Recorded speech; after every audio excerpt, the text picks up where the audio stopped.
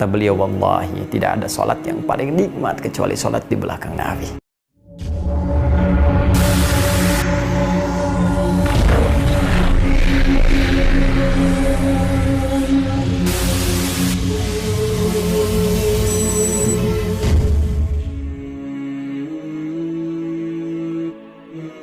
Baik, kalau kita melihat kembali keterangan hadis dari Sayyidah Aisyah radhiyallahu taala anha yang tercantum dalam kitab Sahih Al-Bukhari, ya, yang menjelaskan tentang sifat salat malam Nabi sallallahu alaihi wasallam, ya, ketika beliau ditanya oleh beberapa orang sahabat, ya, tersebut dalam riwayat ada sahabat Abdullah bin Mas'ud radhiyallahu taala anhu, Hudzaifah al-Yamani radhiyallahu taala anhu, juga nanti ada sahabat Ubay bin Ka'ab radhiyallahu taala anhu.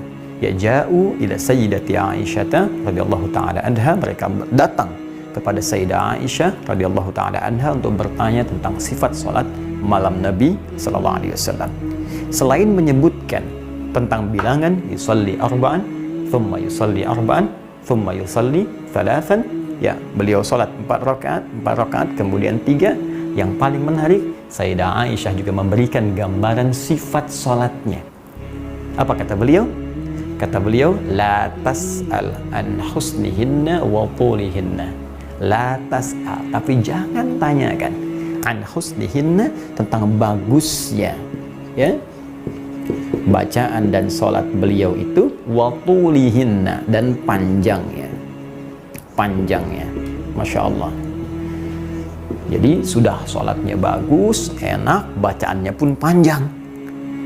Maka penasaran dari situ, beberapa sahabat ini memutuskan kemudian untuk bisa tahu tentang keadaan sifat sholat Nabi ini. Karena itu dalam beberapa waktu mereka pernah sholat di belakang Nabi Sallallahu Alaihi Wasallam. Maka apa komentar dari sahabat Hudzaifah al-Yamani ketika sholat di belakang Nabi Sallallahu Alaihi Wasallam? Kata beliau, wallahi tidak ada sholat yang paling nikmat kecuali sholat di belakang Nabi. Jika membaca ayat doa, beliau berdoa. Jika membaca ayat-ayat tentang ampunan, memohon ampunan untuk umatnya. Jika ada ayat-ayat tentang surga, berhenti sejenak memohon supaya diberikan kenikmatan surga. Demikianlah kemudian tak terasa rakaat pertama itu, tak terasa 100 ayat dibacakan. Masya Allah. Jadi dari 11 ini bisa dibayangkan kalau rakaat pertamanya 100 ayat. Ya. Karena itu kata Sayyidah Aisyah, jangan tanya bagaimana panjangnya. Jangan tanya bagaimana bagusnya. Ya, kemudian Abdullah bin Mas'ud juga penasaran. Ya, esoknya kemudian beberapa waktu atau setelahnya ikut sholat di belakang Nabi, beliau berkomentar, nikmat sholat di belakang Nabi itu. Ya, dan aku kira 100 ayat itu akan ruku. Ternyata diteruskan sampai selesai Al-Baqarah 286 ayat. Aku kira akan ruku, ternyata disambungkan Ali Imran sampai 200 ayat. Aku kira akan ruku, ternyata nyambung ke An-Nisa 176 ayat. Ternyata satu rakaat itu dalam periode beliau jadi makmum di belakang Nabi itu, ternyata 5 juz 4 halaman baru ruku. Anda terbayang? Jadi pengalaman sahabat Abdullah bin Mas'ud radhiyallahu taala anhu salat di belakang Nabi satu rakaat bisa 5 juz 4 halaman. Masya Allah. Terbayang ya? Nah, ini kualitasnya. Jadi Anda bisa nggak bayangkan dari sisi bilangan ini yang terkait dengan panjang bacaan ayatnya, kira-kira kalau sekarang ada imam kemudian makmumnya di belakang, bisa bertahan nggak kalau imamnya membaca rakaat pertama 100 ayat, rakaat kedua 100 ayat, sampai sholatnya misalnya 11 rakaat? Saya kebayang nggak? Kira-kira, mohon maaf ini ya, kira-kira ketika imam kemudian salam, lihat ke belakang, berapa yang tersisa? Jangan-jangan yang tersisa malaikat yang tak nampak. Ya, begitu assalamualaikum, jamaah sudah bubar semua.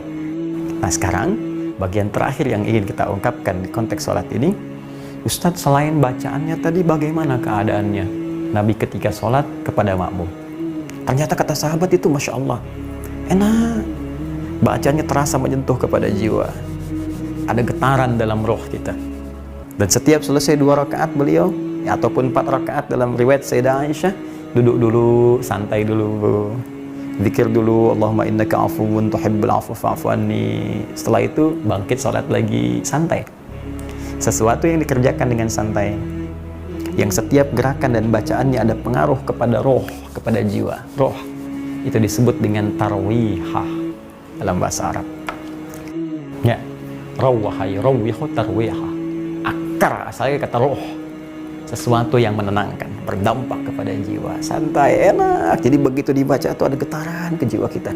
Baca ayat-ayat surga, pengen ke surga. Baca ayat neraka, takut, ingin tobat, sehingga minta ampun pada Allah, mengalir, tak sadar air mata kita mengalir. Ampuni saya Allah yang selama ini jauh darimu, selama ini jarang ibadah, selama ini nggak sadar kalau kematian itu mengintai, selama ini nggak sadar kalau semua yang ada pada diriku akan dihisab. Tiba kemudian jatuh air mata kita, itu yang dimaksud tarwihah namanya. Kalau sekali dikerjakan. Tapi kalau 2 kali dikerjakan, 3 kali dikerjakan, 4 kali dikerjakan, 11 kali dikerjakan, 23 kali dikerjakan, maka bentuknya jama' dari tarwihah menjadi tarawih. Jadi asalnya. Nah, inilah kemudian yang kita kenal dengan sholat tarawih. Jadi sebetulnya sholat tarawih itu yang disebut qiyam tadi. Di tarawih itu sifatnya. Kalau ingin menunaikan sholat ini sehingga mendapatkan manfaatnya yang disebutkan oleh Nabi tadi, berpeluang diampuni dosa kita, nyaman roh kita, maka kerjakan dengan tarawih. Kerjakan dengan tenang, jangan buru-buru. Kerjakan dengan nyaman. Sehingga kalau ada imamnya baca bacaan yang bagus sehingga terkesan kepada jiwa makmumnya. Dibacakan dengan santai, duduk dulu, doa dulu sehingga terasa kenikmatannya. Jadi begitu kenikmatan itu dirasakan, itu yang mendatangkan ampunan Allah Subhanahu wa taala. Ghufira lahu ma taqaddama min dzambi. Jadi jangan sampai terjadi begini, hanya Anda bangun sholat tapi ke jiwa nggak ada perubahan, ke hati nggak ada rasa. Itu yang diisyaratkan Nabi, rubba qa'imin laisa lahu min qiyamihi illa sahar. Ya kata Nabi, nanti tidak sedikit ada orang bangun menunaikan qiyam tapi nggak dapat apapun dalam qiyamnya kecuali lelah saja berdiri. Begadang saja menghabiskan malam, lelah. Itu yang dikhawatirkan oleh Nabi sallallahu alaihi wasallam, dan hadisnya sahih. Hadisnya sahih. Karena itu para ulama mempopulerkan nama tarawihnya dibandingkan dengan qiyamnya, karena orang sudah mengerti semua bangun itu pasti qiyam, tapi tidak semua yang qiyam bisa punya sifat tarawih. Seakan ingin mengatakan kepada kita, kalau Anda bangun di malam ini jangan sia-siakan, karena belum tentu semua malam itu bisa Ramadan. Kerjakan dengan tarawih. Itu maksudnya.